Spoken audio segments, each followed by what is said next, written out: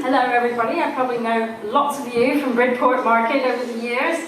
My name is Jyoti and I work for the Land Workers Alliance, which is a union for farmers, foresters and land-based workers based in the UK. I started the Land Workers Alliance in 2012 because of my experience in this area trying to work on a small farm here. In 2003, myself and another couple called Kerry and Ollie, and my husband and my 4 daughters decided to get a little piece of land in West Dorset and try and start our own organic farm. And we got that piece of land without any planning permission. It was 43 acres of land, and it was lots of fields and hedgerows, and we just decided, we wanted to try and earn a livelihood from the land, coming on, planting trees, building our own homes, putting in our own electricity supply, and trying to supply vegetables to the local market, milk cows, and I made cheese and milk, and we had our own meat and things to try and sell to the local community, because we believed that we wanted an occupation that really meant something to us, something that wasn't feeding the global capitalist machine in lots of ways, something that we had some autonomy over, that we could support our children in connection with the land on, that we could provide for our own housing in an environmentally friendly way, and be a part of providing healthy, affordable food to loads of people that we knew and loved in the local community. And so we did this in 2003, and it was actually quite a difficult thing to do because we moved onto the bit of land without a lot of money. We got a loan from Triodos Bank, a bank based in Bristol, that's an ethical bank, to be able to start it. And it was a bit of a risky proposition because we had to build our own homes and we didn't even have planning permission. So we did this, and we got a lot of support from all of our market customers who were happy with buying our fruit and vegetables. And many of you here today, I can see, are our customers and have been customers over the years.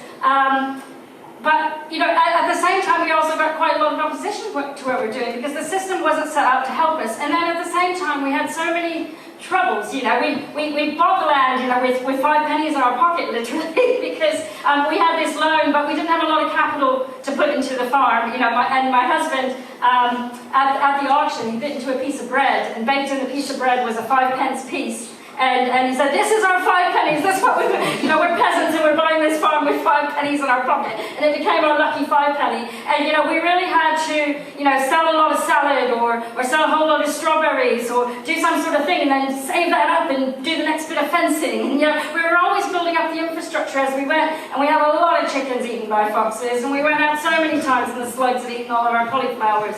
And all this kind of stuff we were really learning as we go. And gosh, I hope some of you may know that feeling. How deflating it can be to put your energy into all these seedlings going in and they just kind of get stomped back. But we still managed and we got produce and we built it up bit by bit, learning as we went. And eventually we did get planning permission to be on that land because we made it into a viable business. And now it's still there 20 years later almost. There's other people that we've brought onto the land who are setting up their own enterprises. We have another couple that's taking forward our market stall and selling fruit and vegetables using our plot. And Kerry and Ollie are producing a really beautiful goat's cheese that they sell to Neil's Yard Dairy. We produce meat and blankets and all sorts of wonderful ciders and apple juice. We have a community apple presser, and it's become a really vibrant part of the agroecological food web of this region. And what I'm talking about today is about food webs and how those local food webs with enterprises that work in harmony with the soil and the trees and the insects and the biodiversity and the local community, and with collectives and people working together, not so anybody profits off the food system, but working together to try and build a better food system that's based on solidarity and collaboration and cooperation, not just with other people, but with all living things, to create the food that sustains us every day and nourishes our soul. That is what I mean when I talk about agroecological food webs. And I also want to talk about unions. Because after experiencing trying to set up our farm in the face of all these difficulties with access to land, with lack of access to capital, with really poor market prices and unfair conditions for farmers, with a lack of local support, not local support, but support for local supply chains from national government for decades, it was very difficult to do this in the face of a very unhelpful political system that doesn't support this kind of small-scale food production. And so what do you do when you face this kind of problem with the system. You form a union. And a union is how you fight that. So in 2012, I decided to work alongside other producers like myself who had experienced difficulty, and people who are not producers already, but people who wanted access to land, to try and pursue these sorts of occupations, to pursue livelihoods where they can actually live on the land and provide for loads of their own sustenance as well, and build their own housing, and promote their own electricity and that kind of thing. We decided to form this union so we could try and make it a little bit easier for people coming down the line who wanted to do this thing in the future. So we formed the Land Workers Alliance. And it's a union that also has people who are actively working as small farmers and foresters and land-based workers, but also people who want to go into these jobs, because there's a whole young generation of people who want to get involved in the land, who want to have jobs that are outside, that involve physical work, and have a lot of meaning, and are part of the positive solution to where we're going forward.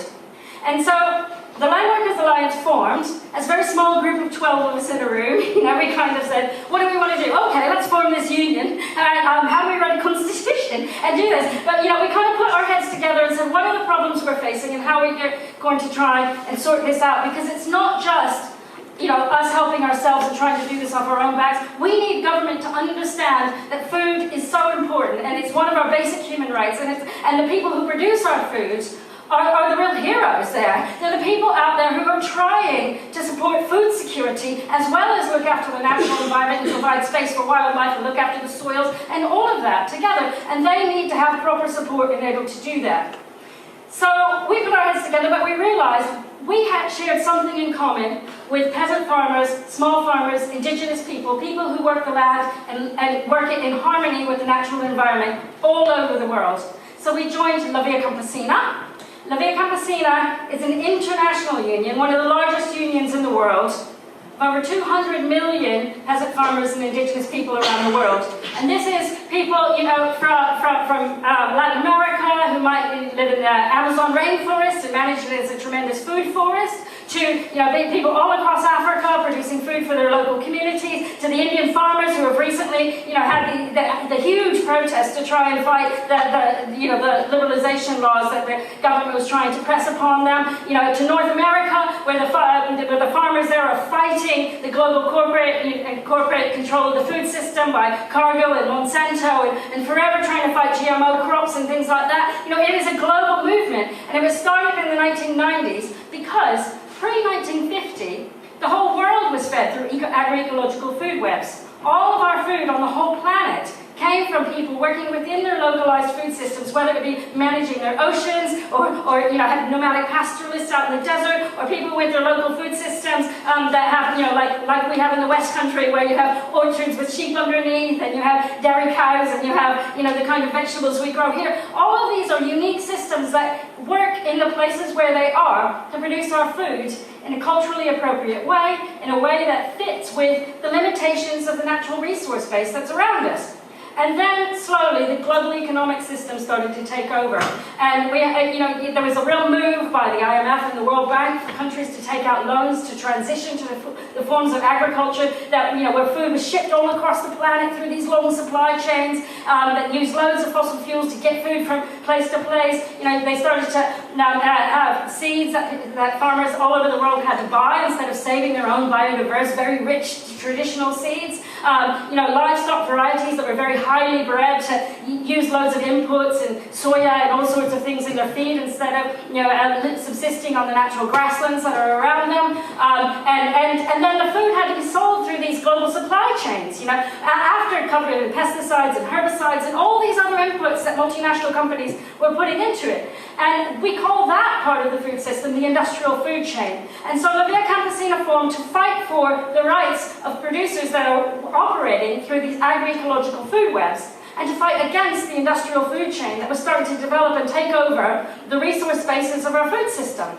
Yet now, the ETC group has a lot of studies that show that 70 to 80% of global food supply is still provided by these agroecological food webs, using only 20 to 30% of global resources that are there for agriculture, while the industrial food chain on the opposite side of that only produces about 30% of global food security, using almost 70% of global resources. So we've got a real competition out there. It's actually a battle for the agricultural resources that we've got to provide our food security into future generations. And La Via Campesina advocates on an international level down to a local level to try and change things so that we can fight this industrial food chain taking over our food supply. And why is this so important? 30% of global emissions, 30% of them come from our food system.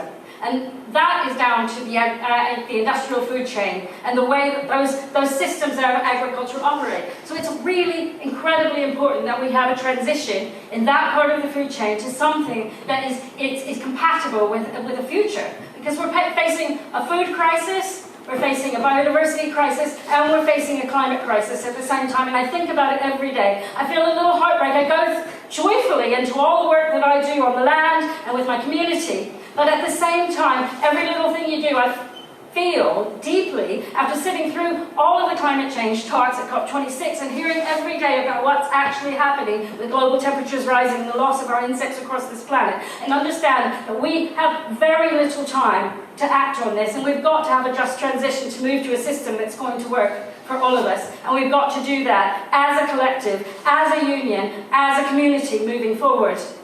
Just recently, because now I've moved from working every day on my farm to doing lots of the advocacy work for La Via Campesina, and I work on an international level with unions across the world to try and push for this just transition so we have more agroecological farms and we support them properly, and we try and regulate and control the power of the industrial food chain. I was able to go to South Korea to meet with trade unions from all over the world, and not just trade unions in the food sector, because La Via Campesina was there to represent food producers, but trade unions of oil and gas workers, transport workers, people on the automotive lines, healthcare workers, all the different sectors, where we said we have to put our heads together, because between all of us, we have the power of millions and millions and millions of workers that sustain this planet from day to day. And what can we do within our sectors to try and actually transition things so that we have a viable future for our children? Because there are no jobs on a melting planet. We have to do this. And each sector was thinking, okay, how do we do this? And it's about thinking about a rights-based approach to everything.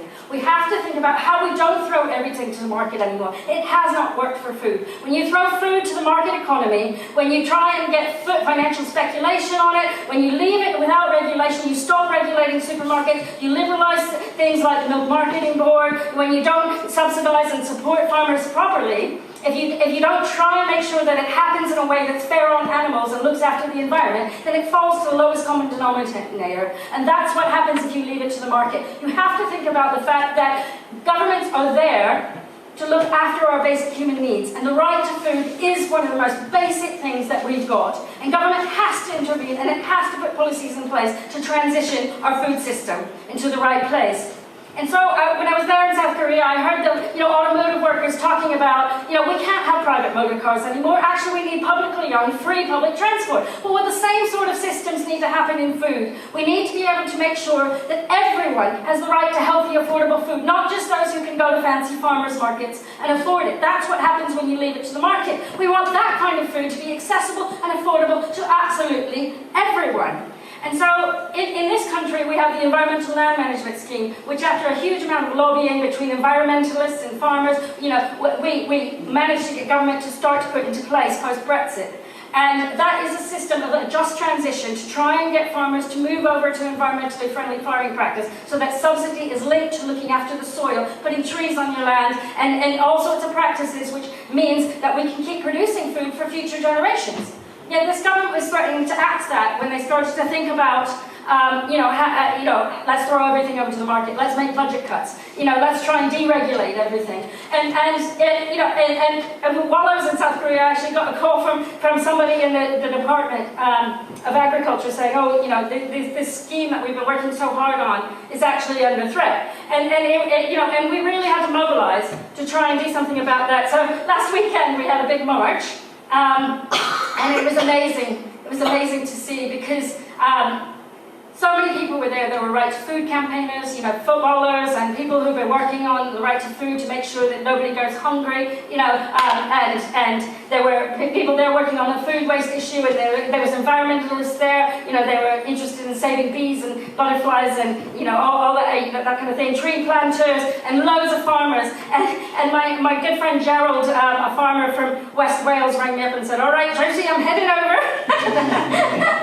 I'm on my tractor now. He had an old Massey Ferguson, and he headed all the way from Pembrokeshire to London, and he's going, we've got to do this, we've got to save this. Whatever we do, no matter who you are, whether you're young people and you're a young climate striker, or you're somebody that's in the food service sector, or whatever it is, you've got to be involved in trying to change this. And it was amazing to see everybody out on the streets with true joy, dancing together, singing together. We had a massive feast and everybody ate together, but standing in true unity with the fact that everyone across the whole of society, no matter where you are, has got to come together to build this better future that we're going to do. And it starts with the soil. It starts with the land that we're at, with muddy boots and hands that are covered in dirt and all under your fingernails and everything. It's not, and then chopping the good food every day and sitting around tables and eating together and nurturing ourselves with every meal that we have, and understanding that we can hold governments to account to be able to provide for our basic human needs for us. And we have to do this because this is the most important part in the history of humankind.